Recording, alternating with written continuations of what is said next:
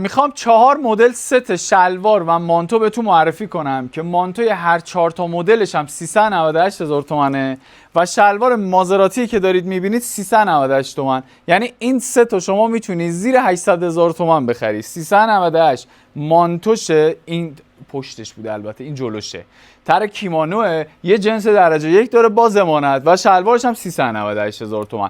مدل بعدی که خیلی کار درجه 1، شلوار لی بوتکات مشکی و همون مانتوی 398,000 تومانی. شلوار بوتکاتمون کار برند 980,000 تومان و مانتوش هم 398,000 تومان.